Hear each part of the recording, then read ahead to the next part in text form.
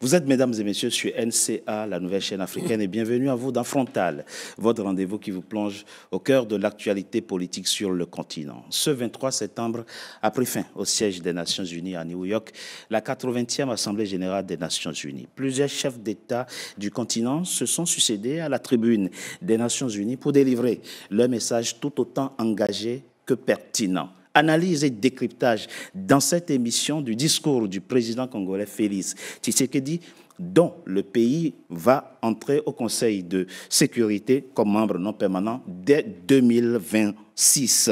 Que retenir? Que comprendre? Et qu'est-ce qui relève de l'ordre du faisable? 4 Congolais. Avec moi pour en parler, Claude Malumba, vous êtes un entrepreneur congolais, grand observateur de la vie politique de votre pays. Vous êtes l'auteur de ce livre, un livre au titre assez évocateur dont on parlera dans cette émission, Génocide au Congo pour votre confort. Merci Claude Malouba d'avoir accepté notre invitation pour décrypter un extrait du discours de votre président à l'Assemblée générale des Nations Unies. Merci. Maître Tiberge Mouzitaba, vous êtes avocat au barreau de Kinshasa, représentant en France de l'UNC, le parti de l'homme politique congolais Vital Kamerhe, ancien président de l'Assemblée nationale de votre pays, puisque l'homme a démissionné ce 22 septembre de son poste de président de l'Assemblée nationale. Il est redevenu un simple député. Vous étiez un soutien du président congolais Félix Tshisekedi. Est-ce que vous l'êtes toujours? Est-ce que vous l'êtes toujours? On en parle au cours de cette émission. Merci d'avoir accepté notre invitation. Patrick Mboyo, vous êtes enseignant et chercheur en droit public, bien sûr, à l'Université Grenoble, et vous êtes l'auteur de ces 2 livres que j'ai ici, Les clauses sociales dans les marchés publics. Ici, on parle plutôt affaires, marché et business, mais vous êtes également l'auteur de ce livre, La représentation des collectivités et territoriales, un livre que vous venez d'ailleurs de présenter il y a quelques jours à l'Université de Columbia aux États-Unis. Dans ce livre, il est question de l'État, de comment faire pour rendre fiables nos États, mais il est aussi question des collectivités territoriales, de comment rendre plus viables et plus vivantes nos collectivités territoriales. On en parle dans une certaine mesure dans cette émission. Merci. C'est moi qui vous remercie d'avoir accepté notre invitation. Kevin Maïzo, vous êtes journaliste, analyste politique. On sait, vous avez généralement la dent dure contre le régime, contre le pouvoir de votre pays. On en parle au cours de cette émission. Merci. Kevin Maïzo. C'est plutôt moi. D'avoir accepté notre invitation. C'est avec un grand volontarisme politique que le président congolais Félix Tshisekedi a annoncé ce 23 septembre sa vision, la vision qu'il se fait de l'entrée de son pays, la RDC, comme membre non permanent au Conseil de sécurité des Nations Unies dès 2026. Extrait. Madame la Présidente, à la suite de son élection en juin dernier, la République démocratique du Congo s'apprête à siéger au titre de membre non permanent du Conseil de sécurité pour la période 2026-2027. Je réitère au nom de mon pays nos remerciements les plus sincères aux États membres pour la confiance et la solidarité exprimées.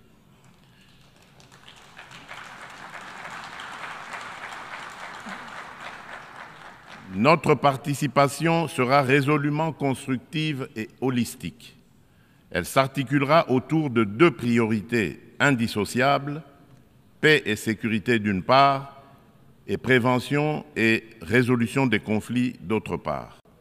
Nous entendons également contribuer activement à l'élaboration et à la mise en œuvre du nouvel agenda pour la paix afin d'apporter, à la lumière de notre potentiel et de notre expérience, une impulsion à la réforme des opérations de maintien et de consolidation de la paix, ainsi qu'à l'adaptation du système de sécurité collective des Nations Unies.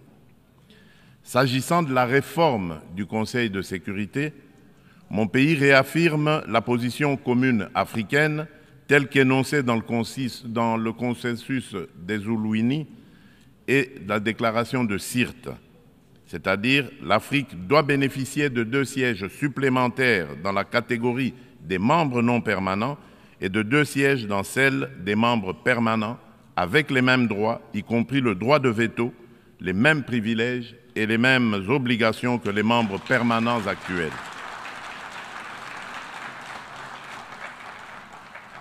Forte de ces 54 États et de plus de 1,2 milliard d'habitants, l'Afrique ne saurait demeurer en marge des décisions qui engagent la paix et la sécurité internationale.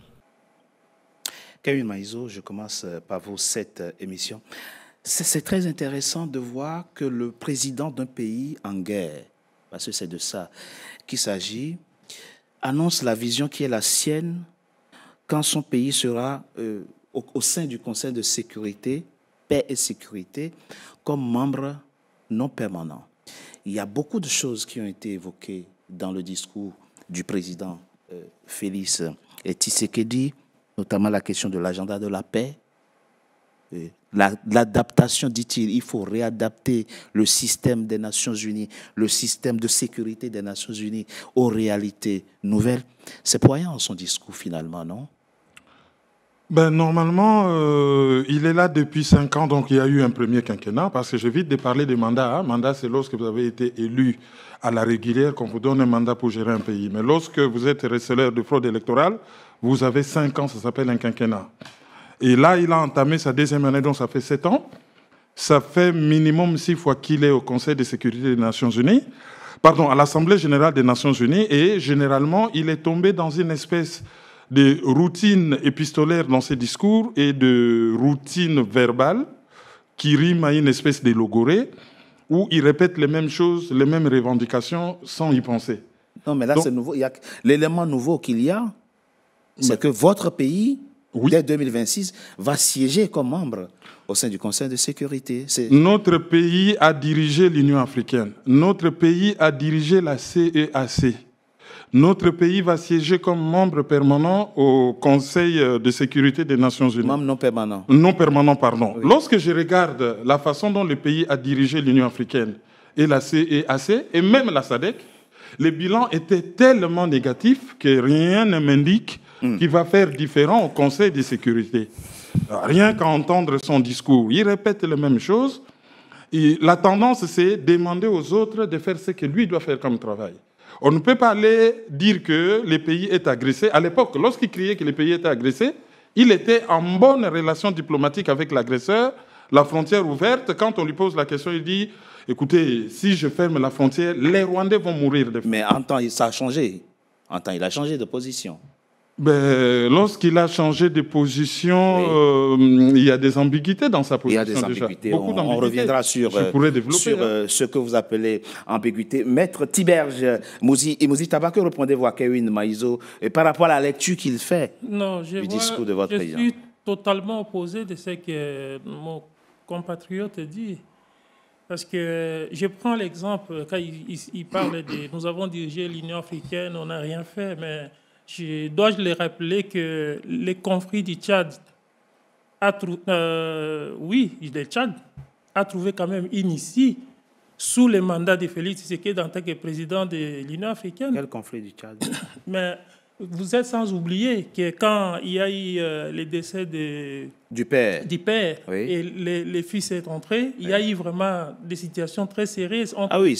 Oui. Avec le président Félix Tshisekedi qui a fait jusqu'à ce qu'il y ait cette négociation, ce dialogue, qui a poussé l'opposant à devenir Premier ministre. Si vous arrivez au Tchad, il y a même tout un boulevard qui porte le nom de Félix Antoine Tshisekedi. C'est vrai. Donc on ne peut pas dire que le bilan était totalement négatif. On est totalement d'accord. Et donc, le président de la République, c'est vrai, quand on est président de la République, il y a des défis à relever. Certainement qu'on ne va pas tout y arriver, mais on fera ce qu'on peut à son niveau. Donc aujourd'hui, le président, il s'est présenté au niveau des Nations Unies, il a prononcé un discours. Il n'est pas le premier à prononcer ce discours, à réclamer ce que les Africains réclament toujours. C'est vrai aussi. Le Conseil de sécurité a été créé à l'époque, on connaît le contexte. Aujourd'hui, le contexte n'est pas le même. Il est obligé, il est nécessaire qu'on puisse redistribuer un peu les cartes. Donc l'Afrique aujourd'hui L'Afrique en elle-même, quand le président l'a dit, c'est 54 États avec sa superficie, c'est plus que les États-Unis, c'est plus que l'Europe. Pourquoi ces gens doivent toujours continuer à nous prendre en otage? Donc nous sommes obligés avec notre population, nous sommes aussi avec l'intelligence. Nous ne sommes plus sous la colonisation à l'époque. Aujourd'hui, on a l'élite, on a les gens qui comprennent. Vous avez présenté des livres là, on a des intellectuels qui sont totalement, là. Ici, tout autour de la table, je crois qu'il n'y a pas un analphabète ici. Oui. Donc tous, nous comprenons maintenant les enjeux. Totalement. Donc on est obligé de réclamer les choses qu'on nous a privées parce qu'on croyait que nous sommes des sous-hommes. Mais maintenant, nous avons des capacités. Est-ce que vous, M. Richard, je n'ai pas le droit de vous poser des questions, vous êtes incapable de représenter votre pays, si vous le souhaitez, au niveau des concerts internationaux?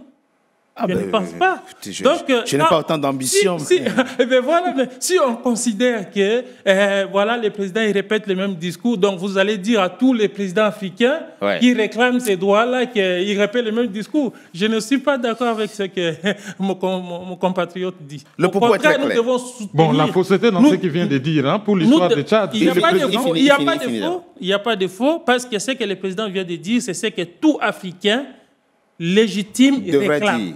Devrait dire. Donc on ne peut pas condamner le président parce qu'il a dit. Juste une petite précision. Oui. Pour le Tchad, c'est le président Macron qui a débarqué, qui a tout fait. Il a même pris le président Tshisekedi comme un gamin. Il l'a ramené à Paris. Et Succès Matras, dont on parle, il est en prison. Quant au Conseil de sécurité dont il parle... Il a été médiateur au Tchad, votre président. Oui, il a été médiateur avec quel résultat? Ils ont juste mis un petit pansement. Le Premier ministre en question, il est maintenant en prison. C'est pas faux. Ça ne remet pas en cause. Il ne faut pas remettre en cause. Pour ce qui est de l'ONU, c'était mon sujet de mémoire. C'était mon sujet de mémoire en licence qui s'intitulait l'obsolescence du système de sécurité collective des Nations Unies. C'est ça. Je faisais déjà ces propositions très loin avant que tu sais on reviendra. Les bienfaits. Absolument. On reviendra effectivement sur ces questions-là. Patrick Mboya, avant que je vienne à vous, Monsieur Malouma, mais c'est aussi votre matière, les relations internationales. Ce qui, dans son discours, effectivement, peut paraître, mais ce n'est pas lié au président Félix Tshisekedi, peut paraître finalement redondant, c'est que à chaque Assemblée générale, il y a un président africain qui réclame 2 sièges pour l'Afrique. Et finalement, les Occidentaux se sont tellement habitués à ce discours que ça ne leur dit plus rien pratiquement, on a l'impression. Parce que s'ils nous prenaient au sérieux, on n'a pas besoin à chaque Assemblée générale de le répéter. Ils auraient déjà amorcé les réformes dont parle le président Félix Tshisekedi pour qu'enfin l'Afrique soit mieux représentée, non? Évidemment, c'est un vœu pieux, on peut le dire, mais qui ne date pas d'hier, puisque dans le discours de Félix Tshisekedi, il a bien parlé de la déclaration de Sirte. C'est ça. Sirte, c'est une ville de Libye, bien sûr, qui était le fief de Mouammar Kadhafi. Et Mouammar Kadhafi, ça ne vous échappe pas qu'il est parmi les principaux initiateurs de la réforme de l'ancienne Organisation de l'Unité africaine pour devenir Union africaine. C'est justement dans ce mouvement-là, pendant que Mouammar Kadhafi était revenu diplomatiquement fort sur le continent africain, qu'il a impulsé une conférence à Sirte et au début des années 2000 et qui avait abouti à cette déclaration. Et moi-même, j'avais travaillé aussi un sujet de mémoire sur le droit de veto dans le fonctionnement du Conseil de sécurité des Nations Unies. J'ai notamment traité à l'époque de cette déclaration de Sirte, qui prône justement le fait que l'Afrique devrait avoir 2 sièges supplémentaires au Conseil de sécurité. Est-ce que ça se fera un jour, Patrick, et 2 sièges supplémentaires en tant que membre permanent des 4 au plus. Ça se fera un jour, vous pensez? C'est possible. Et on est dans une dynamique de changement. Mais simplement, ce qui n'a pas changé ou ce qui empêche le changement aujourd'hui, c'est le fait que les pays africains, les nations africaines n'ont pas progressé entre le début des années 2000 et aujourd'hui, 2025. De quel point de vue? Progresser d'abord sur le plan économique. Et nous avons déjà fait une émission avec vous ici, on parlait des conditions essentielles du développement de l'Afrique. Le progrès économique est en premier lieu. Prenez les pays du Golfe au début des années 2000, leur situation économique et leur situation sur le plan militaire, voire diplomatique, avec les pays africains au début des années 2000, comparé aujourd'hui, ce qu'était le Qatar au début des années 2000, les Émirats arabes, pardon ? Mais le Qatar ne siège pas au Conseil de sécurité. Non, Pourquoi non, vous pensez que la donc dimension diplomatique, la dimension économique a une importance. Je vais m'expliquer. Oui. Parce que quand on a une dimension économique qui est assez forte, Oui. on est capable de financer, donner des moyens matériels Oui. et humains à son armée. Oui. Et l'armée, c'est l'élément fondamental pour la diplomatie. Mais on parle de tout le continent. Dites-moi le nombre de tonnes que vous avez en termes de navires militaires et je vous dirai ce que vous pesez sur le plan diplomatique. On ne fait pas. C'était justement l'une des principales questions qui m'ont été posées quand je soutenais mon mémoire par le défunt professeur Bassoué. Qu'est-ce qui est un élément fondamental qui empêche à la RDC d'avoir une politique diplomatique efficiente? Et justement, ma réponse était l'armée. Oui. Parce que tant qu'on n'a pas une armée forte, une armée capable de se déployer, capable d'accompagner son ambition diplomatique, on ne peut pas être entendu diplomatiquement. Aujourd'hui, les pays du Golfe sont beaucoup plus capables de convaincre les grandes puissances d'avoir un siège supplémentaire qui leur est dédié au niveau du Conseil de sécurité nationale en tant que membre non permanent que les pays africains. Parce que regardez, sur le plan diplomatique, c'est ce que fait les Qatar. Le pétrole. Le pétrole, c'est justement l'élément économique qui leur permet aujourd'hui d'avoir une armée capable de se déployer et donc d'avoir une diplomatie forte. C'est pour cela que vous voyez aujourd'hui que le Qatar est capable de recevoir des négociations diplomatiques entre Israël et le Hamas. Le Qatar est capable de recevoir des négociations diplomatiques entre la RDC et le Rwanda, ce que le Qatar ne pouvait pas faire au début des années 2000. Et il le fait aujourd'hui. Donc, je montre cet exemple pour dire que nous n'avons pas pu progresser pendant 20 ans. Et ce qui fait que notre vœu, puis notre réclamation qui est pourtant légitime, ne peut pas être suivie concrètement parce qu'il n'y a pas de réalité objective. On est totalement d'accord. Il y a de la pertinence dans ce que vous dites, Patrick Mboyo, et ce d'autant plus que Claude Malouma, et vous direz ce que vous en pensez, et ce d'autant plus que, comme il est dit, le Rwanda est en conflit avec la RDC. Il n'y a pas un seul pays africain qui peut servir véritablement de médiateur. On est obligé d'aller à Doha. Au Qatar. Au Qatar, pour que Rwandais et Congolais s'entendent. Donc on peut effectivement déduire, puisque nous ne sommes même pas capables de régler les questions conflictuelles sur notre sol, à quoi ça nous sert de nous donner, un siège au Conseil permanent de sécurité? Un siège non permanent au Conseil de sécurité. Oui, non permanent, on en a déjà. Voilà, deux supplémentaires. Oui, oui. Voilà, c'est ça. Moi, je crois que le conflit de la RDC et du Rwanda, d'abord, c'est les maîtres du jeu qui ont décidé que la RDC et le Rwanda se retrouvent à Doha. Donc, c'est le maître du jeu. Ça aussi, c'est vrai. Et quand nous avons vu le président de la Pologne descendre au Rwanda et faire cette déclaration qui soutiennait le Rwanda, nous, on a opté que l'OTAN était derrière le Rwanda. Parce que le Rwanda, même dans les plus graves de ses rêves, ne peut jamais combattre contre la RDC. Ça, c'est acquis. Militairement? Militairement, c'est impossible. Et au nombre, stratégiquement, vous êtes sûr? C'est impossible sans l'appui de l'OTAN et des Occidentaux. C'est impossible. Je pense que vous allez lire, nous avons mis des éléments clarifiés là-dessus dans le livre, où on montre la genèse de l'histoire, comment ça et beaucoup de gens oublient qu'il y a même l'accord d'Havana qui a été signé ici à Paris. Ils ont l'une des meilleures armées du continent. Hein, ça, c'est ce qu'on raconte. C'est de la propagande. Ça, c'est de la propagande. C'est de la propagande. C'est de la propagande. Je vous l'ai dit. Il a absolument raison. Ils sont en appui en Afrique, en Centrafrique. Comme mercenaires des Occidentaux, avec les moyens techniques des Occidentaux, les moyens de communication des Occidentaux, l'argent des Occidentaux, la propagande des Occidentaux. Il y a des chefs d'État du continent qui sont gardés par l'armée rwandaise. Non, je vous laisse. Croyez-moi, ce que je vous dis est écrit là-dedans. D'accord. Il y a eu des recherches là-dessus, et je vous l'ai dit, et nous savons ce que nous disons. D'accord. Et que le Congo est menacé, est en train d'être balkanisé en complicité de ceux qui sont dans leur confort. Les drapeaux sont là, c'est clair. Alors, pour nous en avons besoin parce que, bon, écoutez... Et c'est le jeu du monde, c'est le jeu des games comme ça, que l'ONU soit là. Okay. Mais qu'est-ce que l'ONU en soi nous apporte de plus depuis que la RDC ou l'Afrique existe? Déjà, nous devons voir nous-mêmes en tant qu'Africains, comme dit le frère, qu'est-ce que nous apportons sur les tables de la nation? Nous apportons que des dictateurs, nous apportons que le pillage, nous apportons le vol de notre nation, nous apportons des rébellions, des pacotilles. Il y en a partout. Ce qui fait que... Ça ne vous a pas échappé. Oui, ce qui fait que les gens qui sont en face de nous ne nous respectent pas déjà. Et depuis Mobutu qui disait l'Afrique a la forme de revolver dont la cachette s'est trouvée là en RDC, Oui. jusque les discours, les meilleurs discours qui restent, c'est les discours de Mobutu jusqu'à présent, et qu'il réclamait, on a toujours réclamé ces 2 sièges qui n'arrivent pas. Donc, moi, je pense que l'Afrique doit déjà s'organiser à lui-même. Quand on parle de l'Union africaine, nous ne sommes même pas capables de régler à partir de l'Afrique, parce que nous ne pesons pas dans les concerts des Nous ne pesons pas dans les Organisons-nous concerts des d'abord économiquement. Quand nos pays se retrouvent être à 80% aujourd'hui, d'autres formes de colonisation économique par les Libanais, les Indiens, je suis désolé, ou au détriment Ça aussi, c'est des Congolais, c'est un des aspect important que Africains. nous allons... Pardon, je propose qu'on marque une coup de pause, on se retrouve dans quelques instants, dans quelques secondes pour la suite de notre émission. À tout de suite. NCA, la nouvelle chaîne africaine, poursuit son développement et vient de faire son entrée dans le célèbre bouquet Canal+. Disponible depuis ce 7 juillet sur le canal 9 et le canal 573, la chaîne panafricaine est désormais diffusée dans 45 pays du continent.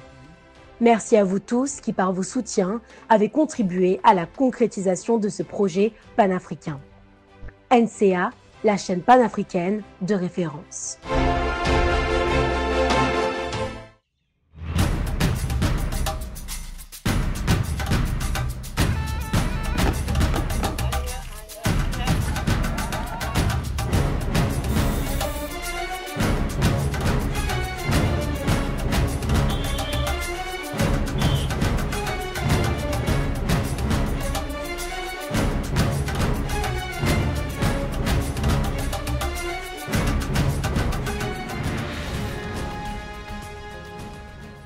NCA, la nouvelle chaîne africaine.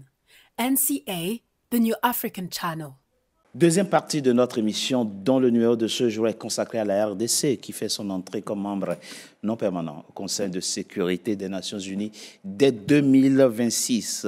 Le propos dans la première partie de notre émission était de décrypter le discours du président Félix Tshisekedi. C'était à la tribune des Nations Unies à l'occasion de la 80e Assemblée générale des Nations Unies. Patrick Mboyo, vous vouliez répondre par rapport à ce qu'a dit votre compatriote Claude Malouma. Oui, je voudrais juste dire par rapport à ce que les deux compatriotes ont dit, il y a des réalités objectives qui s'imposent à notre débat et que nous devrons prendre en compte afin de pouvoir avancer. Sur le plan militaire, ce qui est vrai, c'est mon point de vue, ça oui, peut bien discuter sûr. aussi, le Rwanda, l'armée rwandaise est supérieure à l'armée congolaise. Aujourd'hui. La preuve, c'est que nous n'arrivons pas à mettre un terme aux velléités du Rwanda depuis 30 ans sur le territoire de la RDC. Maintenant, je veux relativiser mon propos. Ça ne veut pas dire que l'armée rwandaise est l'armée la plus puissante de la région. Non, Non, on n'a pas dit l'armée ça. rwandaise ne vaut pas plus que l'armée ougandaise, encore moins l'armée kenyane. Elle n'arrive même pas à faire face à l'armée ougandaise. Burundaise, d'ailleurs. L'armée Burundaise. burundaise, pardon. L'armée burundaise, c'est ce que je voulais dire. Elle n'arrive même pas à faire face à l'armée burundaise, qui pourtant est dépourvue des soutiens, des moyens, par rapport à ce que reçoit le Rwanda. Les deux pays ne sont pas en guerre. Non. Ah, ils sont en guerre. Le Rwanda L'armée. a tenté plusieurs fois de déstabiliser le régime à Bujumbura, mais il n'a jamais réussi. Au contraire, les militaires rwandais se sont tués, comme des petits lapins, plusieurs fois à la frontière avec le Burundi. Maintenant, je vais vous expliquer pourquoi l'armée rwandaise est supérieure à l'armée congolaise. Il s'est passé quelque chose de grave que beaucoup ignorent.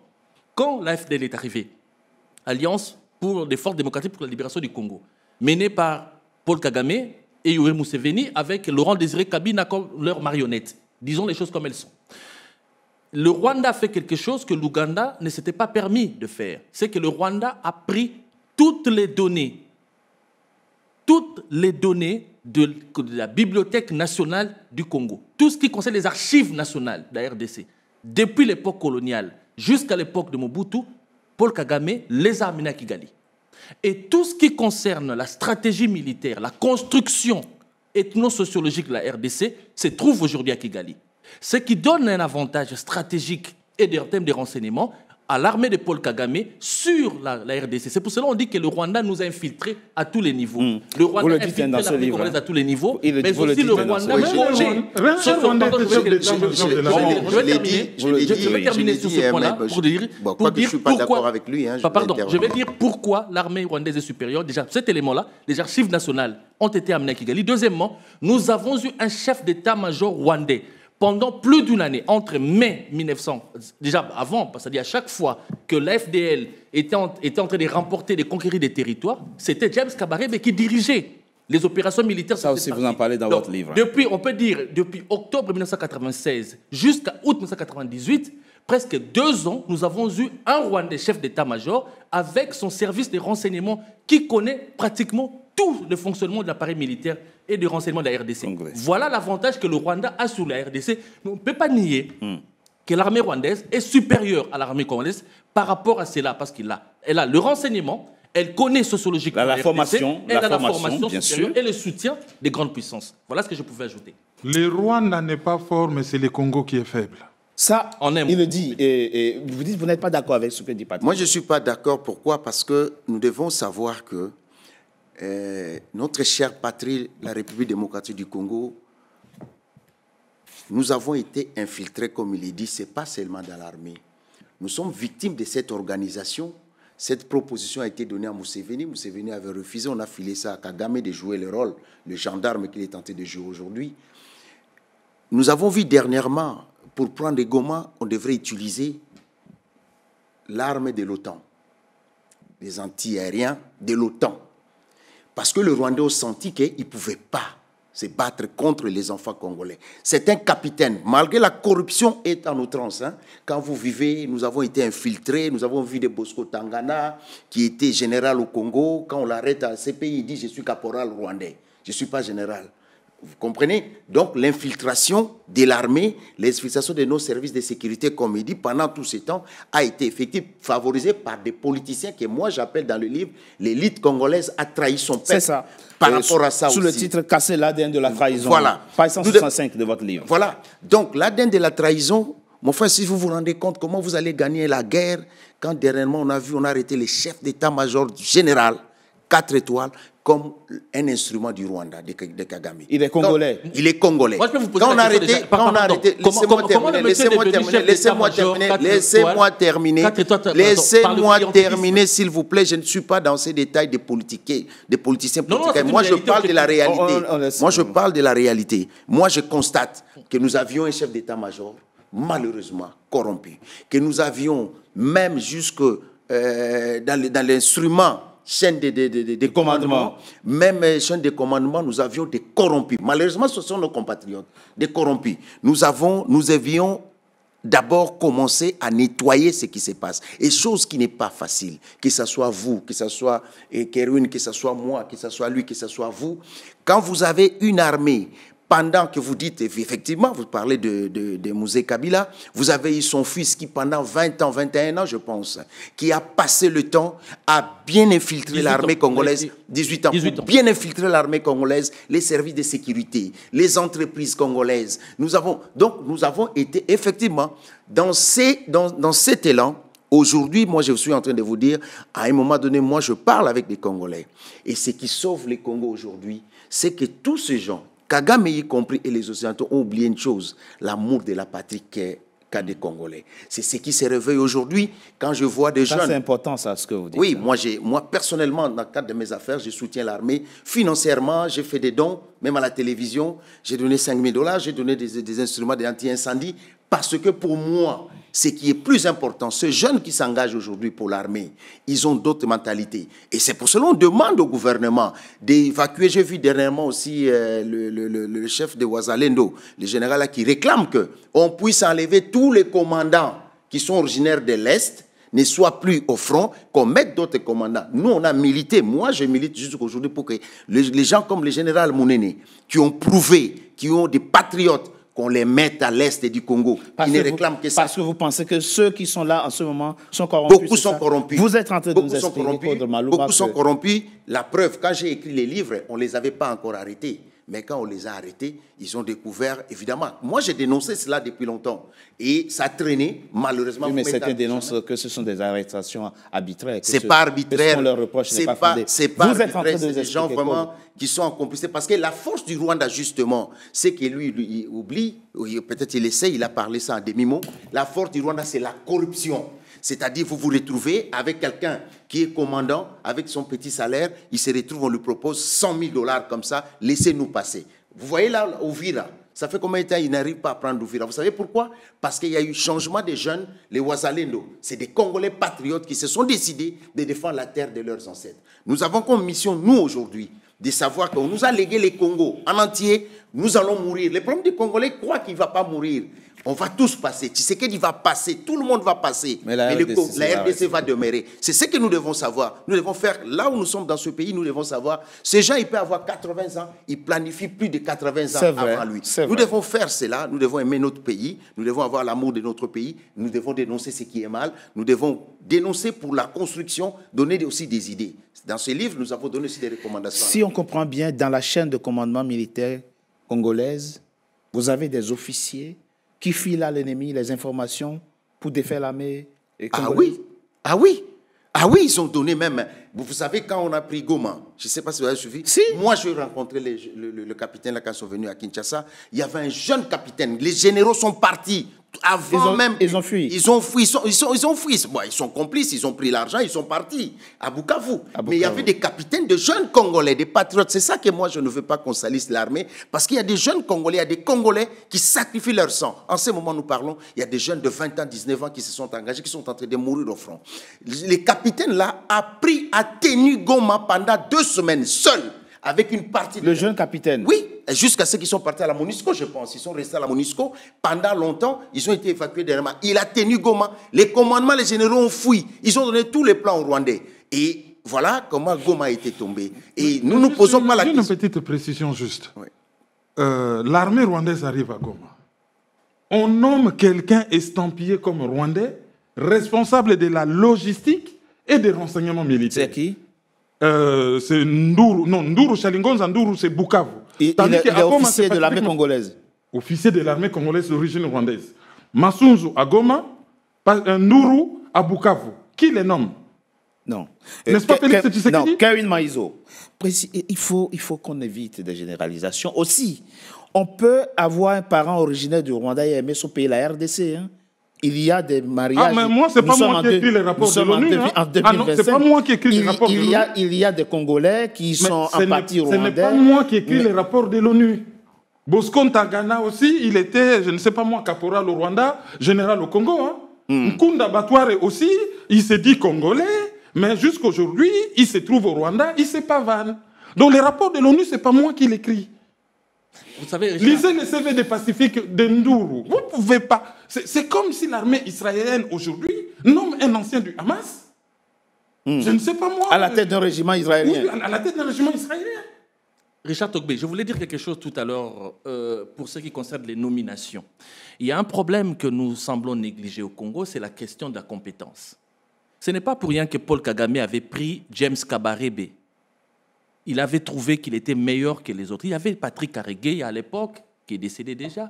Il y avait le général Kanyuma. Mais pourquoi il avait pris James Kabarebe? Parce qu'il savait de quoi il était capable. C'est son associé des crimes, tout simplement. C'est son associé des crimes. Il ne faut pas faire l'apologie de l'armée rwandaise. Moi, ça me fait mal. Je sens le couteau dans mon cœur. C'est l'apologie du Rwanda, de l'armée rwandaise. Monsieur Malema, James Kabarebe n'est pas mieux que le général Maele. Monsieur Malema, s'il vous plaît, vous allez tout à l'heure, je voulais vous interrompre. S'il vous plaît, allez-y. Laissez-moi expliquer pourquoi je voulais intervenir tout à l'heure. Le monsieur, soi-disant, général 4 étoiles. Comment il est devenu général 4 étoiles? Lui-même, il l'a dit, c'était soi-disant pasteur. On a des gens qui, à un moment donné, deviennent pasteurs, prêtres. À un moment donné, ils deviennent des sapeurs, entre guillemets. À un moment donné, ils deviennent des sportifs. Et à un moment donné, ils revêtent la tenue militaire. Ce monsieur a eu 4 étoiles ou 3 étoiles en l'espace de 3 ans. Il est témoin lui-même. Je ne connais dans aucune armée sérieuse un général qui peut avoir 3 étoiles sans avoir mené une seule bataille. Mais vous n'êtes pas... Une seule bataille. Dans un pays qui est en guerre, en plus, on pourrait dire que dans un pays qui n'est pas en guerre, ça se comprend. Mais dans un pays en guerre, le monsieur n'a pas mené une seule bataille. Mais il est devenu général 4 étoiles. Par qui? Non. Par ordonnance présidentielle. Oui, nous ne devons pas prendre ces histoires à la légère. Patrick Mboyo, vous avez des pays qui ne sont pas en guerre, où il y a des généraux, 3 étoiles, 4 étoiles, 5 étoiles. Ils n'ont jamais fait la guerre. Nous sommes en guerre. Ah oui, ça oui. Mais il y a des écoles de formation qui vous décernent les étoiles et qui vous décernent au mérite, bien entendu. Mais pas quand on est général. Quand on est général, on ne retourne pas dans une école. Quand on est général, c'est-à-dire qu'on a fini son cursus. Oui, bien sûr. Oui, j'ai dit au mérite. Mais là, apparemment, là en l'occurrence, vous pensez que les grades sont mal portés dans votre pays? Les grades sont très mal portés. Il y a un problème sérieux de compétences, ça, il faut qu'on se le dise. Le président Félix Tshisekedi, il a la plume de nomination, mais moi je vais terminer justement sur ce point. C'est lui le garant de la nation. C'est vrai, il est le chef suprême des armées. Le chef suprême des armées, il doit savoir mettre de l'ordre, savoir qui nommer à la place qu'il faut afin d'éviter ce genre de situation. Le propos est très clair. Il voulait nommer un autre Rwandais à Uvira. Il y a eu révolte générale. Le monsieur s'est enfui au Burundi. Donc après les deux autres que j'ai cités, le troisième à Uvira, si la population ne s'était pas révoltée, lui aussi serait nommé, Uvira aussi serait tombé. Je peux juste placer bien un sûr, mot bien par sûr, rapport bien à sûr. ce qui s'est dit. J'ai gardé un peu le calme parce que je trouve Vous avez bien fait. Oui, je trouve que ces débats, s'il ne faut pas dire dépassés, dans le sens que tout le monde connaît aujourd'hui que le Congo est agressé par les Rwandais. Le Rwanda est soutenu par des puissances obscures qui viennent pour les richesses du Congo. Là, c'est un débat où, si on reste à ce débat-là, les Rwandais est plus supérieur que l'AEDC. C'est pas ça les débats. Là, c'est des problèmes de fond. Oui, les problèmes de fond qui sont abordés. Les problèmes de fond qui sont déjà connus. On a déjà discuté plusieurs fois sur ces questions-là. Les problèmes les plus importants, c'est poser des questions. Comment faire pour s'en sortir de cette situation? Oui, mais c'est ça. On est déjà devant les faits. On est déjà devant les faits. Tout le monde connaît. Qui ne connaît pas que l'AEDC aujourd'hui est occupée par les Rwandais? Non. Le problème, c'est que... Moi, ce que je vais dire... Prenons les deux éléments concrets qu'ils ont avancés. Les deux éléments concrets, c'est quoi? C'est l'infiltration et la corruption du commandement militaire. On l'a déjà dit. Et la corruption du commandement militaire. On ne peut pas continuer alors comme ça. On est d'accord. Oui, mais le problème, c'est quoi? L'infiltration est dit du fait que l'armée rwandaise avait déjà réussi à, si on ne peut pas dire coloniser la RDC. Après la fuite de Mobutu. C'est vrai. On a récupéré les informations. On est totalement d'accord. Au-delà de ça, il y a les renseignements où on a infiltré l'armée congolaise. Et à ce moment-là, quand l'armée est infiltrée, vous ne pouvez rien faire. Là, c'est un fait. C'est déjà connu. Maintenant, qu'est-ce qu'il faut faire? C'est ça qu'est-ce qu'il faut faire? Justement, c'est ce que... J'ai entendu même mon frère, quand il a même parlé, j'ai rigolé, parce qu'on veut nous revenir dans l'histoire. Il a cité même un général, je ne suis pas contre les généraux, il a cité un général d'une certaine époque. Alors que l'objectif ici, ce n'est pas de prendre les mêmes personnes, les recycler. Vous voyez, vous êtes tenté de fustiger même le fait qu'il y a un général 4 étoiles, il est dans l'armée congolaise depuis des années. Donc, l'objectif ici, c'est que le président a pris l'option de recruter des nouveaux... Bien sûr, M. Malouma l'a dit. Et essayer un peu de les former avec une nouvelle idéologie pour que cette génération comprenne que, voilà, notre pays a été infiltré suite à ça, et voilà, nous voulons avoir une génération, mais pas pour ces années ici, mais les années à venir. Bien sûr. Nous puissions avoir une armée capable de tenir. Totalement. Parce que tous ces mondes-là qu'on cite là, IFI, il peut faire ceci, il peut faire cela. Donc, ils sont tous de cette génération-là qui a fait à ce qu'aujourd'hui, nous ne pouvons plus tenir. Il y a donc, ce que je veux dire, c'est que le président de la République a levé une option. Nouvelle génération, nouvelle formation, nouvelle idéologie, et nous allons tenir. C'est pourquoi vous voyez que bien qu'ils ont récupéré Goma, Bukavu, mais les compatriotes l'ont souligné. Vous voyez qu'il y a cette nouvelle génération-là, des Wazalendo-là. Ils ont dit non, et ils n'arrivent pas à traverser pour aller... ils n'arrivent pas à traverser Uvira. Et cette génération... S'ils sont bien formés, avec ceux qui sont en train d'être recrutés pour être formés, envoyés dans des centres de formation, je pense que... Non, il y a vraiment des problèmes avec les faits. C'est quel fait? Il est à côté de la plaque. Non, quelle plaque? Pourquoi ils ne traversent pas Uvira? Les Wazalendo, c'est des forces d'autodéfense. Mais c'est pas l'armée. Mais moi, je parle d'une nouvelle génération. Les communistes ici. Donc, quand je parle, non. Il va nous parler de l'armée. C'est que vous oubliez. C'est le même, tu sais, qui nous a ramené des agents de sécurité bulgares qui touchaient 10 000 $. Qui touchaient 10 000 $. Attendez. Agents de sécurité, je ne sais pas. C'était des agents de sécurité, des chauffeurs de bus. Attendez, vous oubliez que les Wazalendo aujourd'hui, légalement, sont reconnus comme des réservistes. légalement au Congo. Vous oubliez qu'on les a assassinés dans une église. C'est comme au Burkina Faso, effectivement. Je suis dans la légalité, mon frère. Ils font office de réserviste, en quelque sorte. Ils font office de réservistes. Et le problème, l'objectif, c'est quoi? Pourquoi on les a reconnus comme réservistes? Parce que l'objectif, c'est que si la guerre est finie, le président l'avait dit, si la guerre se termine, on va prendre ces jeunes-là, on va les orienter. Ceux qui veulent rester dans l'armée, ils seront formés. Ceux qui vont regagner la vie civile, ils seront encadrés. Donc, on ne peut pas les écarter. Quand vous me dites que je suis en dehors de la blague, je ne comprends pas. Donc, l'objectif ici, c'est que créer une nouvelle génération qui connaît la valeur de la patrie, qui connaît la valeur de la terre des ancêtres, bien sûr, et comment faire pour vaincre. Oui. Donc, on ne peut pas rester seulement l'armée.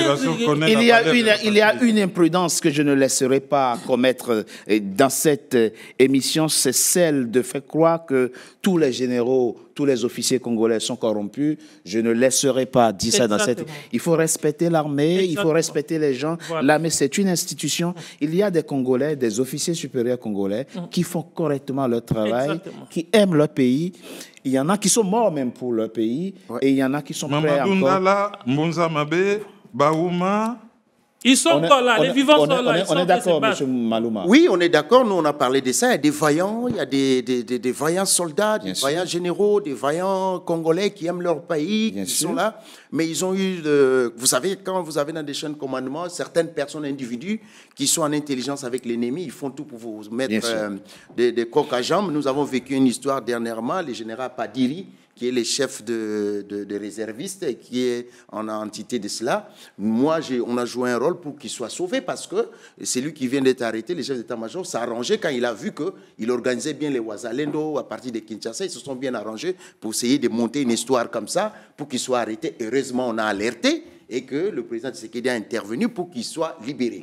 Donc, on a découvert, à partir de ce genre de choses, on a découvert qu'il y en a beaucoup, il y en a d'autres qui sont corrompus, il y en a d'autres qui veulent travailler. Bien sûr. Il y a comme je vous ai donné l'exemple du capitaine, c'est un officier. Bien sûr. C'est un jeune Congolais qui a défendu Goma jusqu'à la sueur de ses sangs. Ils étaient 1000 ou 1500. Ceux qui ont fui dans la 1200 à la concession de la MONUSCO pour se cacher parce qu'ils ont vu que les généraux étaient partis, ils sont battus sans ravitaillement, sans nourriture pendant un moment. Ils se sont repliés. C'était à Goma. C'était à Goma. Bravo à eux. Ce sont des Congolais. Ce sont des officiers congolais, comme vous dites. Bravo à eux. Et les mercenaires bulgares qui touchaient je propose qu'on marque une coup de pause. Monsieur Malouma, on va marquer une coup de pause. On se retrouve dans quelques instants pour la troisième et dernière partie de notre émission. À tout de suite. NCA, la nouvelle chaîne africaine, poursuit son développement et vient de faire son entrée dans le célèbre bouquet Canal+. Disponible depuis ce 7 juillet sur le canal 9 et le canal 573, la chaîne panafricaine est désormais diffusée dans 45 pays du continent. Merci à vous tous qui, par vos soutiens, avez contribué à la concrétisation de ce projet panafricain. NCA, la chaîne panafricaine de référence.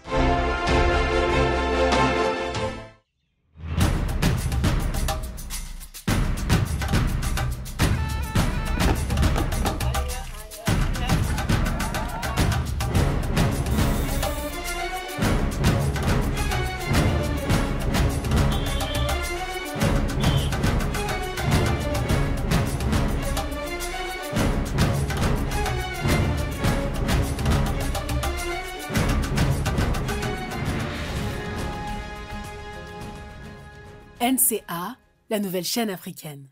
NCA, the New African Channel.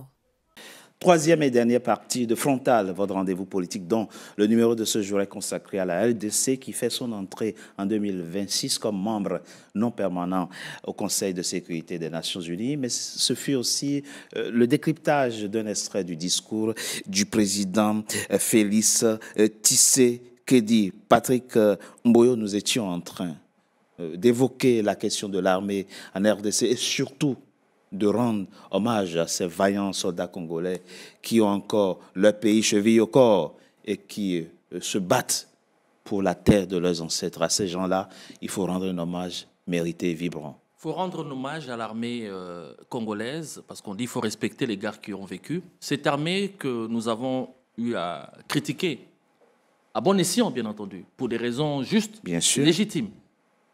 ne faut pas oublier d'où vient cette armée, qui est cette armée. L'armée congolaise, pour certains qui ne le savent pas, c'est l'armée qui est allée pendant la Seconde Guerre mondiale jusqu'en Birmanie pour faire échec aux nazis ainsi qu'aux forces de l'Axe du Mal. L'armée congolaise, bien sûr. Birmanie, Inde. L'armée congolaise, c'est elle qui a stoppé la progression des troupes de Mussolini en Éthiopie. Si l'Éthiopie aujourd'hui est considérée comme pays africain qui n'a pas été colonisé, occupé, c'est notamment grâce à l'armée congolaise. Les archives existent. L'armée congolaise, la RDC, je précise, c'est cette armée qui a stoppé les velléités de Muammar Kadhafi pour occuper le Tchad. Ce n'est pas n'importe quelle armée. Notamment avec la question de la bande à Ouzou. Exactement. Donc, c'est une armée qui a du mérite, qui a du vécu.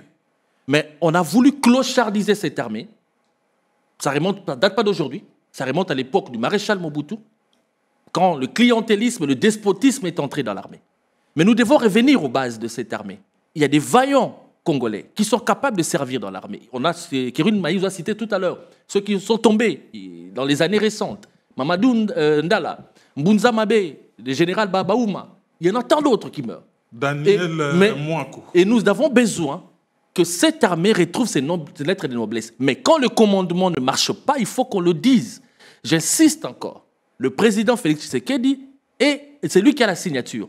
Les compétences existent au Congo pour pouvoir remettre cette armée à flot.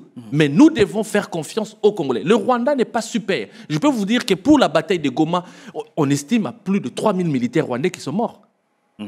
Human Rights Watch, ainsi que Amnesty International ont publié des photos satellites des cimetières militaires au Rwanda qui ne cessent de gonfler à la suite des opérations qui sont passées l'année dernière, au début de cette année, on peut dire, par rapport à l'occupation de Goma. Ça leur a coûté la vie, ça leur a coûté très cher. Mais simplement, derrière l'armée rwandaise, il y a aussi des pays occidentaux qui sont là. Mais nous devons nous regarder en face. Ils ont un accord militaire avec l'Union européenne. Connaître nos faiblesses, là où ça ne va pas, pour les corriger, et connaître nos forces pour pouvoir avancer. Et le Congo d'hier n'est pas le Congo d'aujourd'hui, et nous devons tenir compte de cela. Absolument. Et le problème, c'est qu'il ne faut pas penser que devant un gouffre de mal comme ça, le président de la République va changer comme une baguette magique. Bien sûr. C'est un processus. Lui aussi, il a hérité d'une situation difficile. Une situation très difficile, et donc qu'on lui fasse confiance aussi. Vous prenez l'exemple, on dit par exemple que lui qui a nommé ça, c'est lui qui a nommé ça. Mais vous voulez qu'il fasse quoi? Il a trouvé, l'armée c'est un corps. Il a trouvé, on lui a présenté ces corps-là, il essaie un peu de faire de son mieux. Malheureusement, tous ceux qui font confiance, ils sont en train de trahir. Voilà. Mais on ne peut pas dire qu'il n'y a que lui qui fait de son mieux. C'est très important ce qu'il dit parce que on ne forme pas un général en 10 mois. Exactement. Non, il faut 5 ans. C'est là où j'interpelle tous ceux qui sont sous cette table et ceux qui vont nous regarder congolais d'antisser les patriotismes avant tout. Les individus vont passer. Absolument. Le pays est en danger, mon frère, c'est que je vous dis. J'ai des informations, je vis au pays, je suis chef d'entreprise, je fréquente des gens, je pose des questions, je suis ici avec vous. J'ai décidé, moi, de mon propre argent, de faire la tournée de sensibilisation en Europe. J'étais au Canada, j'étais à Paris avant-hier et dimanche. J'ai tenu à ce que vous veniez dans cette émission. J'ai fait des conférences sur ça, mon frère. Chacun de nous doit se poser la question, disait Kennedy, qu'est-ce que je peux faire pour mon pays? En ce moment, nous devons antisser notre patriotisme. Ces gens se sont mélangés, se sont bien outillés, ils se sont bien préparés. C'est toute une organisation mondiale pour détruire, balkaniser la RDC. C'est pas pour rien qu'on nous a créé les Banyamulenge. Nous n'avons jamais eu des Banyamulenge chez nous. Nous avons toujours eu, toute ethnie est liée à une langue chez nous. Mais on nous a créé montagne et c'est pas pour rien. C'est la dépopulation d'une population bantou pour remplacer ce que vous savez, vous êtes intellectuel. Merci Claude. D'où viennent ces histoires. Malouma, voilà. Merci beaucoup. Mais un élément important aussi sur lequel il faut insister, c'est l'équipement de l'armée. Il faut investir. Votre pays a de l'argent pour équiper l'armée congolaise. Les informations à ma possession, l'armée congolaise depuis que ça a commencé, il n'y a jamais eu beaucoup d'argent comme maintenant. Non, pour votre information, il y a une usine qui est construite. Moi, je suis un homme d'affaires. On va avancer. Il y a une usine qui est déjà construite à Kinshasa. Et dans 2 ou 3 mois, ça serait inauguré. De toute façon, il n'y a jamais eu. On a compris. Autant d'argent que il n'y a jamais eu autant d'argent investi dans l'armée congolaise. Mais comme le frère l'a dit, Nous avons eu, les temps sont difficiles, pourquoi? En 18-20 ans, nous avons eu l'armée infiltrée d'une façon impossible. Et ces gens, dès qu'ils ont l'argent pour payer les vaillants militaires, ils les détournent. Ouais. Le frère a parlé des militaires qui sont des mercenaires qui étaient payés 10 000, 8 000. Mais je vous informe, quand on a arrêté ces généraux-là, quand l'information est sortie, ils n'étaient même pas payés 10 000, 8 000. C'est la même chose qu'ils ont inventé l'information. À Goma, on avait 30 000 éléments. C'est ce qui présentait au président de la République. Mais en réalité, il n'y avait que 2 500. Monsieur Malouma, de toute façon, les impératifs actuels, les défis sécuritaires actuels imposent à votre pays de mettre beaucoup de moyens dans l'armée. Et à propos moyens, vous en avez assez, puisque vous êtes, il n'y a pas un autre pays qui a autant. Nous n'en avons pas assez. S'il vous plaît, on va avancer. Hein. Il n'y a pas autant de pays, un autre pays sur le continent qui a autant de minerais que vous. Et à propos de la gestion des minerais, voici ce que dit le président Félix Tshisekedi de votre pays. Madame la Présidente, un autre axe prioritaire concerne l'exploitation illégale des ressources naturelles, l'une des causes majeures et persistantes des conflits. La République démocratique du Congo entend placer au cœur du débat la gouvernance exemplaire de ces minerais stratégiques afin d'en garantir l'exploitation dans le respect des principes de développement durable, de la souveraineté économique et du bien-être des populations. À l'échelle mondiale, rompre le lien toxique entre rente minière et financement de groupes armés non étatiques exige une approche intégrée fondée sur l'harmonisation des règles de diligence raisonnable et de traçabilité, de la mine aux consommateurs, la transparence intégrale des chaînes d'approvisionnement et des bénéficiaires effectifs, des mécanismes de contrôle et d'audit indépendants, une coopération opérationnelle renforcée entre autorités douanières, judiciaires et financières, des sanctions ciblées et effectives contre les trafiquants et leurs réseaux de facilitation et une lutte résolue contre la corruption adossée à des normes de bonne gouvernance, à la publicité des contrats et à la traçabilité des paiements. Une feuille de route ambitieuse. Le président Félix Tshisekedi donne le cap, fixe le cap quant au rapport que devra avoir désormais la RDC par rapport vis-à-vis de ces minerais. Gestion rigoureuse, dit le président Félix Tshisekedi, traçabilité, mécanisme de contrôle, lutte contre la corruption. Je commence par vous, très rapidement. L'éternelle question était là. Comment se fait-il qu'un pays aussi riche qui ait autant de Congolais pauvres? Et là, désormais, le président Félix Tshisekedi pense avoir identifié les leviers qu'il faut actionner pour que les minerais congolais profitent dorénavant aux Congolais.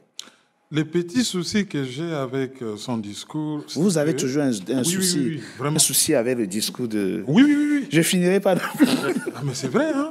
Allez-y. Entre la beauté du discours... Oui, allez-y. Il y a ce qu'il y a entre la beauté du discours et la mise en œuvre. Ce n'est pas la première fois qu'il nous fait des beaux discours. Vous savez, les cimetières pavés de bonnes intentions. Côté discours, il est toujours impeccable. Il sait ce qu'il doit faire. Tout le monde le propos sait. est clair. Notre problème à nous, c'est l'application. Pourquoi il n'applique pas ce qu'il prône? On peut identifier les choses. Qu'il ait aussi le courage de dire, bon, je le dis comme une boutade, que sa famille est en train de régner en maîtresse dans les mines du Katanga. Alors, il dénonce ce que ça, c'est des informations que moi je n'ai pas, que je ne suis pas en situation de vérifier. Mais on a compris votre propos très rapidement.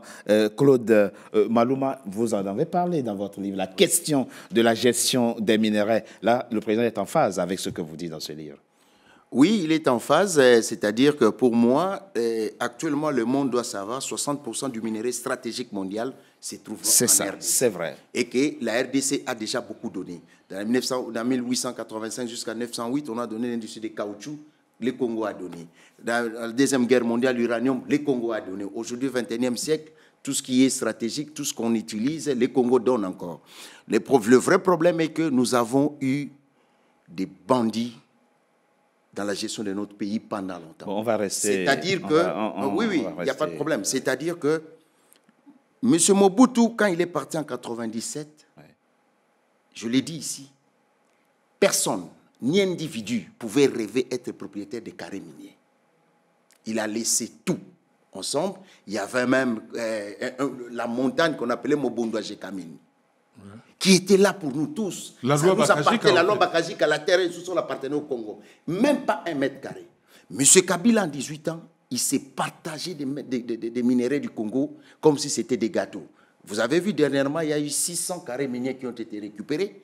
Qui étaient les propriétaires? Tel président, pour ne pas citer les noms, tel président d'un tel pays, tel président, tel individu. Des présidents étrangers qui ont... 600 carrés miniers. Beaucoup. Tout ce que vous voyez qui sont en train d'agiter là, de menacer le Congo, on va faire entrer au président de tel pays, tous les pays voisins. Les présidents étaient ils avaient des carrés miniers. Voilà pourquoi je vous dis que le problème du Congo est plus grave que ça. Même au Nigeria, là-bas, ils étaient propriétaires des carrés. Même en Afrique du Sud. C'est comme ça, vous voyez, l'agitation en Afrique du Sud. On va vous l'année. C'est lui qui provoque ce dialogue-là. Lui-même, il avait des carrés miniers là-bas. Comme on a annulé ces carrés miniers-là, les 600 carrés miniers, les gens sont malades. Il y a des politiciens qui se sont fait construire pour être aujourd'hui politiciens, pour avoir vendu le flairon même qui se trouvait dans notre argent, les déchets de minerais du Congo, qui étaient montagnes, qui faisaient la fierté, ils ont tout vendu. Et ce sont ces individus-là qui font croire aux gens qu'ils vont revenir au pouvoir pour faire... Non, moi mon problème c'est qu'au-delà de tous ces individus, nous devons penser Congo. Ce que nous pensons aujourd'hui, c'est le problème que vous avez évoqué, vous avez bien fait de dire, ce n'est pas possible, c'est incompréhensible. Oui. Pays aussi riche, la population sont aussi pauvre. Voilà la technique que nous, on a découverte dernièrement. Toutes ces personnes savaient que Tshisekedi prend le pouvoir. Ils savaient que l'assise de Tshisekedi est basée sur l'UDPS, le nom de son père. C'est ça qui tient Tshisekedi politiquement. Il tient Tshisekedi, le nom qu'il a bâti en tant qu'opposant. Et que le nom-là est tellement populaire que le monsieur, s'il essaye de bien travailler aussi, ça va créer des problèmes. Qu'est-ce qu'on a fait? Que ça soit Tshisekedi, que ça soit moi, que ça soit vous, que ça soit mon frère, vous devenez président, vous créez cette guerre-là. Tshisekedi avait 2 choix. Soit il s'assoit dans son palais à Kinshasa, attendre qu'on vienne le tuer, qu'on nous tue comme ça, qu'on les Rwandais récupèrent encore le pouvoir de ce pays, qu'on nous nomme encore le général James Kabarebe, chef d'état-major, ministre de la Défense cette fois-ci, soit ils prennent le peu de moyens qu'on a pour organiser avec une armée infiltrée, s'organiser, acheter des armes, défendre le pays. Alors, on n'avait pas le choix, il n'a pas le choix de défendre le pays, parce que s'il ne défend pas le pays, nous allons le lapider, on nous a dit que c'est un crime, il est complice.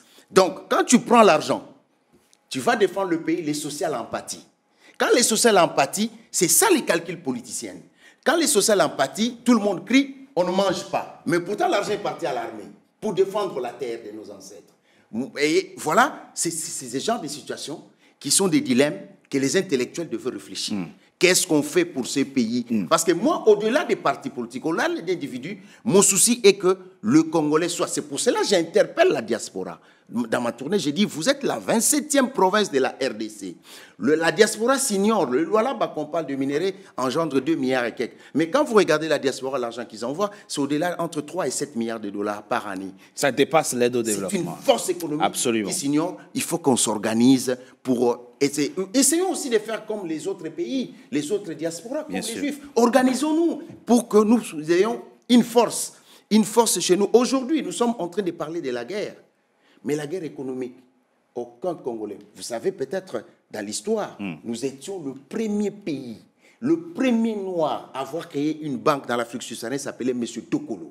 Nous avions dans ce pays, le premier, Mohamed Ali l'a dit, quand il a vu dans l'avion un noir amener DC-10, il était surpris. Nous avions un Congolais qui avait des avions, Bemba Saolona, des DC-10 qui partaient à New York, qui venaient à Paris. Aujourd'hui, dans notre pays, je suis un homme d'affaires. Il n'y a aucune banque congolaise. Il n'y a aucune banque congolaise. Il n'y a aucune banque congolaise. Il n'y a aucun homme d'affaires congolais, une femme congolaise qui peut faire face aujourd'hui aux envahisseurs qu'on a, que j'appelle les Libanais, les Indiens, qui sont en train de tout prendre. Je suis propriétaire à une avenue au centre-ville, à Flambeau. Au-delà de la gare centrale jusqu'à la Bralima, nous sommes restés que 2 Congolais propriétaires. Et nous sommes en train de vivre un envahissement économique. Donc, j'en appelle à la diaspora congolaise de nous organiser. Les mots que vous utilisez, je ne sais pas si c'est les mots appropriés. Ils sont des investisseurs, on va dire. Ce ne sont pas des investisseurs. Après, les investisseurs seraient que... Nous, vous savez, pendant longtemps dans Kinshasa, nous avons vécu avec nos frères ouest-africains, parce qu'à l'époque, les Congolais ne connaissaient pas Hong Kong, l'Asie, c'est eux qui nous vendaient les chaussures, les vêtements, il n'y avait pas de problème. Nous avons vécu avec des Français, des Belges, des Portugais qui avaient des magasins même dans des villages. Il n'y avait pas de problème. Mais aujourd'hui, je vous dis, c'est un système. Moi, je vous dis, j'ai amené, par exemple, M. Alinguet en procès. Je suis un homme d'affaires, je le sais, et je dis des choses que je vis dans ma chair. Maître, là... Le président semble vouloir prendre les taureaux par les cornes, notamment en ce qui concerne la corruption.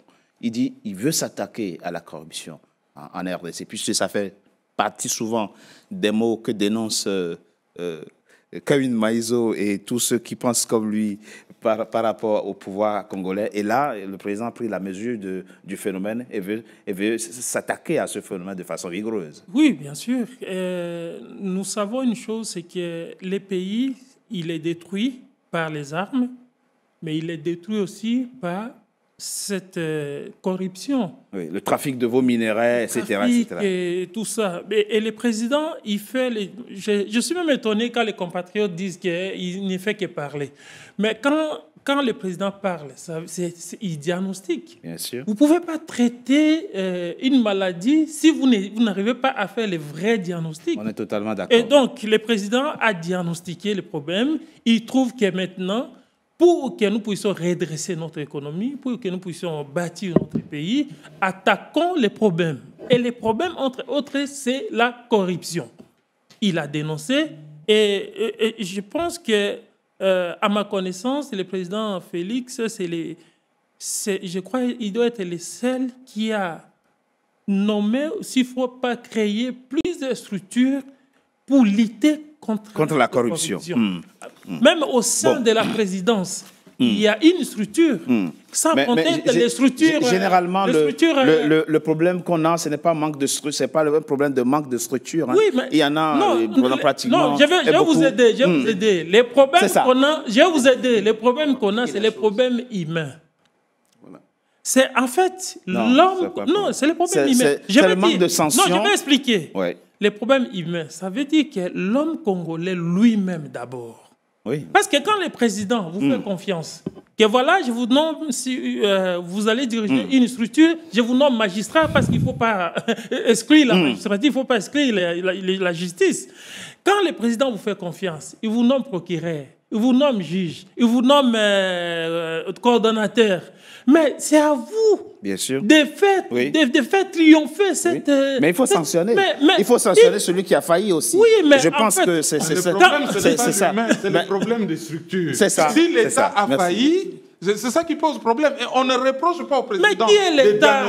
Mais l'État, c'est qui? On ne reproche pas au président de diagnostiquer. On reproche au président de ne pas traiter correctement le mal diagnostiqué. Absolument. On est d'accord. Alors nous sommes à la fin de cette émission. Dénoncer les présidents, ce n'est pas haïr le pays. Mobutu disait... dénoncer les mal pour que les mal... On est d'accord. Cher Kewin, il faut savoir... Et ce sera votre mot de la fin. Sachez que Mobutu disait que seul le président ne peut pas faire tout. Donc, les présidents, ils vous font confiance à votre niveau. Faites aussi votre travail. Merci, merci Maître Mouzi Taba, merci. Malheureusement, je n'ai pas parlé de l'affaire Caméré, qui est donc le président de l'INC.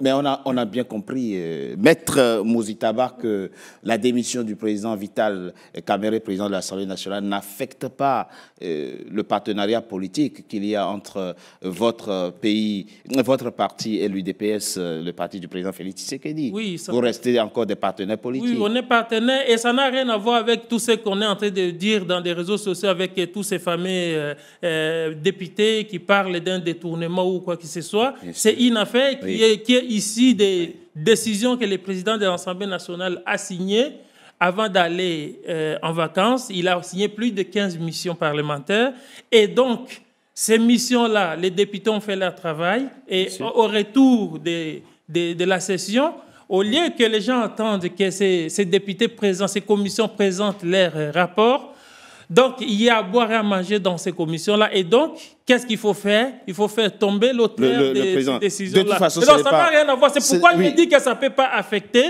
nos relations avec les présidents de la République. Façon... Et lui-même, il a d'ailleurs dit, vous l'avez suivi, que non, il n'a rien à voir avec le président Kamere. Donc, il reste un partenaire, un allié. Absolument. De toute façon, Vital Kamere a connu pire que ça. Hein. Et il s'en sort toujours. C'est un grand animal politique. Voilà. Vous avez tout dit. Votre mot de la fin, Patrick Boyo. Le problème de la RDC, vous avez posé une très bonne question tout à l'heure. Comment un pays aussi riche peut vivre dans la misère, une paupérisation actuelle par sa population? Il y a un problème de contrat social. Le contrat social au Congo n'existe pas et devrait être créé, dans le sens où les Congolais devraient être en mesure de demander quelque chose à leurs dirigeants. Et les dirigeants, à leur retour aussi, savoir être responsables et assumer leurs responsabilités. Quand vous avez un peuple aussi amorphe que le peuple congolais, qui ne demande rien, qui n'exige rien, qui tolère tout, bien sûr. Même l'insupportable, même l'intolérable, jusqu'à ce que les inondations, les immondices, la boue leur rentre dans leur chambre avec leurs enfants, leurs femmes, voire leurs femmes et leurs enfants mourir, non pas des coups de feu, mais de l'eau à cause de la saleté, de l'incompétence, de l'incurie de ceux qui sont au pouvoir, incapables de gérer les rivières, sachant que Kinshasa est encerclée par le fleuve Congo, la rivière Njili, la principale rivière, le principal cours d'eau qui traverse la capitale, la rivière Kalamou, plusieurs autres rivières. Gombe, personne n'est capable de penser à cela et jusqu'à ce que la boue entre. Donc, les Congolais ne réagissent pas. Regardez ce qui se passe à Madagascar. Rien que des problèmes de délestage. Le président est allé au point de limoger le ministre de l'énergie. Les Malgaches ont dit non. Ça ne suffit pas. Il faut qu'on aille plus loin. Absolument. Mais il a limogé le gouvernement. Maintenant, le problème au Congo, c'est lequel? Même quand il y a détournement, Vital Kamere, dont on parle, je vais terminer par là, a été impliqué dans une affaire de détournement. Il a fait la prison. Présumé. Il a été impliqué. Je dis impliqué. Il a même fait la prison à cause de cela. Où est passé l'argent? Et il a été innocenté. Merci. Je termine par là. Non, il a été innocenté. Il faut conclure qu'il a été innocenté. Effectivement, et c'est la justice qui a reconnu son innocence. Et il a été acquitté. Merci, Maître Muzitaba. Il faut insister. Merci. C'est la fin, mesdames et messieurs, de Frontal, votre rendez-vous politique, dont le numéro de ce jour, la vue, a été consacré à la RDC. Merci d'avoir été nombreux en notre compagnie. Je rappelle que NCA, la nouvelle chaîne africaine, est désormais sur Bouquet Canal+, canal 573. Encore une fois, merci d'avoir été nombreux en notre compagnie. Restez fidèles à nos programmes. À très bientôt pour un nouveau numéro de Frontal. Merci.